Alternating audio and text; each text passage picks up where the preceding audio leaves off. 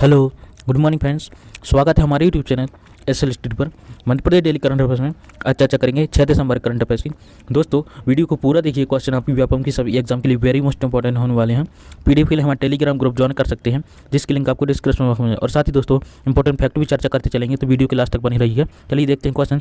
सबसे पहले दोस्तों 5 दिसंबर करंट अफेयर्स क्विक रिवीजन करते हैं। क्वेश्चन है, हाल ही में जननायक टांटा मामा की प्रतिमा का अनावरण किसके द्वारा किया गया? तो दोस्तों इसका राइट आंसर है ऑप्शन नंबर सी, यानी मंगूभाई पटेल और शिवराज सिंह चौहान द्वारा इस प्रतिमा का अनावरण किया गया। नेक्स्ट क्वेश्चन है, हाल ही में दिव्यांगजन के पुनर्वास के मामले में देश में सबसे आगे कौन सा शहर है?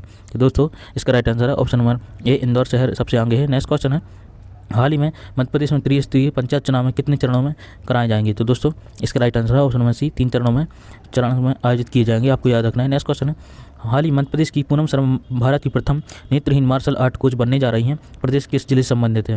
तो दोस्तों इसका राइट आंसर है ऑप्शन नंबर ए, भोपाल संबंधित है, आपको याद रखना है। नेक्स्ट क्वेश्चन है, वाराणसी स्टेट डॉक्टर संपूर्णानंद संस्कृत विश्वविद्यालय एथलेटिक्स एसोसिएशन द्वारा आयोजित तीसरी राष्ट्रीय master championship Madhya Pradesh team की किस प्रतिभागी को एक साथ चार पदक प्राप्त हुए थे? दोस्तों इसका राइट आंसर है ऑप्शन नंबर ए, श्वेता शर्मा। नेक्स्ट क्वेश्चन है, मध्य प्रदेश किस विभाग ने भू अधिकार पुस्तिका ऑनलाइन उपलब्ध कराने के संबंध में संशोधित नियम जारी किए हैं? तो दोस्तों इसका राइट आंसर है ऑप्शन नंबर ए, राजस्व विभाग ने। दोस्तों यह था करंट अफेयर्स का रिवीजन। आइए देखते हैं आज के क्वेश्चन है, हाल ही में मध्य प्रदेश सरकार ने राज्य में कौन सा एक्ट लागू करने की घोषणा की है? तो दोस्तों इसका राइट आंसर है ऑप्शन नंबर ए, पेशा एक्ट, आपको याद रखना है। डिटेल में चर्चा करें दोस्तों।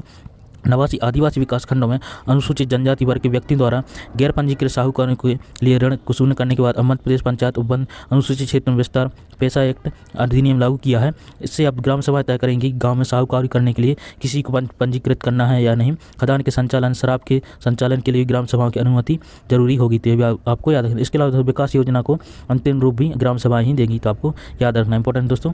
नेक्स्ट क्वेश्चन है, हाल ही में किस नेशनल पार्क में नेचर ट्रेल शुरू की है? तो दोस्तों इसका राइट आंसर है ऑप्शन नंबर बी, वन विहार नेशनल पार्क ने नेचुरल ट्रेल शुरू की है, आपको याद रखना है। डिटेल में चर्चा करें दोस्तों वन विहार आने वाले पर्यटक अब सिर्फ जानवरों को देख ही नहीं पाते थे, लेकिन उनसे जुड़े कई सवाल जैसे कि वो क्या खाते हैं, कैसे जीते हैं, उनकी दिनचर्या क्या थी, उनके जवाब देने के लिए कोई नहीं होता था। लेकिन अब इनसे पूरी जानकारी और रूबरू हो पाएंगे। दरअसल वाइल्ड लाइफ पसंद करने वालों को इस फेवरेट डेस्टिनेशन नेचर ट्रेल शुरू हो गई है। इससे फॉरेस्ट एनवायरनमेंट, एनिमल्स एवं अन्य लिविंग क्रिएचर से रिलेटेड पूरी जानकारी नेचुरल तरीके से दी जाएगी, तो दोस्तों आपको याद रखना है। इसके अलावा दोस्तों इंपॉर्टेंट फैक्ट के बारे में चर्चा करें तो वन विहार राष्ट्रीय उद्यान की स्थापना 1979 में की गई थी। वर्तमान में मध्य प्रदेश में राष्ट्रीय उद्यानों की संख्या 11 है और अभ्यारण्य संख्या 24, तो आपको याद रखना इससे दोस्तों मध्य प्रदेश प्रथम नंबर पर है, ये आपको याद रखना इंपॉर्टेंट दोस्तों। बाघों की बात करें तो दोस्तों सबसे ज़्यादा बाघ कान्हा-किसली राष्ट्रीय उद्यान है, जिनकी संख्या 122 है। और पूरे मध्य प्रदेश में दोस्तों संख्या है 526, जिसके मामले में मध्य प्रदेश प्रथम नंबर पर है और कर्नाटक 524 के साथ दूसरे नंबर पर है। इसके अलावा दोस्तों मध्य प्रदेश का सबसे बड़ा राष्ट्रीय उद्यान है कान्हा-किसली राष्ट्रीय उद्यान, जिसकी स्थापना दोस्तों 1933 में वन्य अभ्यारण्य के रूप में की गई थी और 1955 में से राष्ट्रीय उद्यान का दर्जा दिया गया और 1974 में से टाइगर रिजर्व घोषित किया गया। इसके अलावा दोस्तों मध्य प्रदेश का सबसे छोटा राष्ट्रीय उद्यान है फासिल जीवाश्म राष्ट्रीय उद्यान, इसकी स्थापना 1968 में डिंडोरी में की गई थी, तो आपको याद रखना इंपॉर्टेंट दोस्तों। नेक्स्ट क्वेश्चन है, हाल ही में किस अभ्यारण्य टाइगर बटरफ्लाई नामक दुर्लभ तितली मिली है? तो दोस्तों इसका राइट आंसर है ऑप्शन नंबर ए, नौरा देवी अभ्यारण्य में टाइगर बटरफ्लाई नामक दुर्लभ तितली मिली है। डिटेल में चर्चा करें दोस्तों तो नौरा देवी अभ्यारण्य तितलियों की एक अलग दुनिया है। इनमें कुछ दुर्लभ प्रजाति भी हैं। नवंबर में हुई सर्वे में ऐसी 45 प्रजातियों की तितली मिली है। इनमें टाइगर बटरफ्लाई भी एक है। यह अकौआ व अन्य मिल्कवीड वाले पौधों पर पाई जाती है। एशिया के अलावा अफ्रीका व ऑस्ट्रेलिया में पाई जाती है, तो आपको याद रखना है दोस्तों। बात करें इंपॉर्टेंट फैक्ट के बारे में तो नौरादेही मध्य प्रदेश का सबसे बड़ा वन अभ्यारण्य है, तो ये भी आपको याद रखना है। इसके अलावा दोस्तों इसका क्षेत्रफल 1194 वर्ग किलोमीटर है। राला मंडल का 2.34 वर्ग किलोमीटर, गांधी सागर का 368 वर्ग किलोमीटर और पेंच का क्षेत्रफल 449 वर्ग किलोमीटर, तो ये भी आपको याद रखना है इंपॉर्टेंट दोस्तों।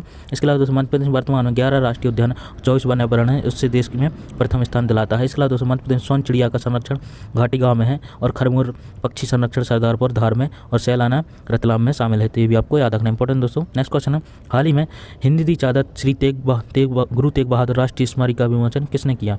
तो दोस्तों इसका right answer option number A, Shivraj Singh Chouhan ji द्वारा इसका विमोचन किया गया। डिटेल में चर्चा करें दोस्तों मुख्यमंत्री श्री चौहान ने राष्ट्रीय सिख संगत द्वारा प्रकाशित हिंदी दी चादर श्री गुरु तेग बहादुर राष्ट्रीय स्मारक का विमोचन किया। मुख्यमंत्री श्री चौहान ने राष्ट्रीय सिख संगत में 1 अप्रैल को गुरु तेग बहादुर जी के प्रकाश पर्व के आयोजन संबंध में चर्चा की। संगत में प्रतिनिधियों से गुरु तेग बहादुर के योगदान पर साहित्य प्रकाशित करवाकर उनके बारे में जानकारी घर घर पहुँचाने तथा गुरु गोविंद सिंह के पुत्र बाबा फतेह सिंह और जोरावर सिंह के बलिदान दिवस 27 दिसंबर को बाल दिवस रूप में मनाने की निवेदन भी किया था, ये भी आपको याद रखना इंपॉर्टेंट दोस्तों। अब बात करें दोस्तों इंपॉर्टेंट फैक्ट के बारे में, तो सिख धर्म 15वीं सदी में जिसकी शुरुआत गुरु नानक देव ने की थी। सिखों के धार्मिक ग्रंथ श्री आदि ग्रंथ या गुरु ग्रंथ साहिब तथा दशम ग्रंथ हैं। जिस धर्म में इनके सिख धर्म में इनके धार्मिक ग्रंथ को स्थल को गुरुद्वारा कहा जाता है। तो ये भी आपको याद रखना इंपॉर्टेंट दोस्तों। अब बात करें दोस्तों इनके गुरुओं के बारे में, दोस्तों सिख धर्म के प्रथम गुरु थे, आपको याद रखना है गुरु नानक देव जी, ये भी आपको याद रखना है। इसके अलावा दोस्तों गुरु गोविंद, गुरु अंगद देव, गुरु अमरदास, गुरु रामदास, गुरु अर्जन देव, गुरु हरगोविंद सिंह, गुरु हर राय, गुरु हरकिशन और गुरु तेग बहादुर जी, और 10वें नंबर गुरु थे गुरु गोविंद सिंह जी। तो ये भी आपको याद रखना है दोस्तों। कभी कभी क्रम से क्वेश्चन पूछ लिए जाते हैं, तो आपको याद रखना इंपॉर्टेंट है। नेक्स्ट क्वेश्चन है, देश की सर्वाधिक गौशाला किस राज्य में है? तो दोस्तों इसका राइट आंसर है ऑप्शन नंबर ए, मध्य प्रदेश में देश की सर्वाधिक गौशाला है, आपको याद रखना इंपॉर्टेंट है।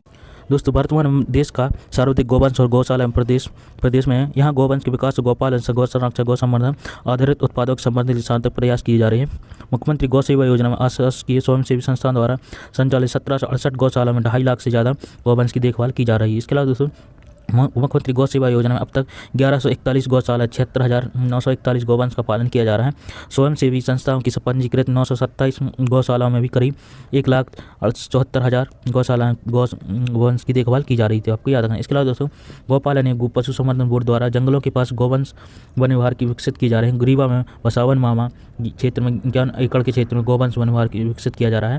इसके अलावा दोस्तों जिसमें 4,000 गौवंश हैं। जौलपुर जिले में गंगोई में 10,000 और दमोह जिले में 4,000 गौवंश की क्षमता वाला अन्य वन विहार स्थापित किया जा रहा है। इसके अलावा आगरमालवा और सुसनेर में 400 एकड़ में कामधेनु अभ्यारण्य विकसित किया जा रहा है, जिसमें वर्तमान 3400 बेसहारा वृद्ध बीमार गायों की देखभाल की जा रही है। इसके अलावा इसी माह में सागर विश्वविद्यालय में कामधेनु पेट की स्थापना भी की गई, तो ये भी आपको याद रखना इंपॉर्टेंट दोस्तों कल आपसे क्वेश्चन पूछा था हाल ही में दिव्यांगजन के पुनर्वास के मामले में क्वेश्चन था, हाल ही में दिव्यांगजन के पुनर्वास के मामले में देश में सबसे आगे कौन सा शहर है? तो दोस्तों इसका राइट आंसर था ऑप्शन नंबर ए, इंदौर। आज के लिए आपके लिए क्वेश्चन है, हाल ही में किस नेशनल पार्क और नेचर ट्रेल शुरू की है? तो दोस्तों इसका राइट आंसर आपको कमेंट बॉक्स में देना है।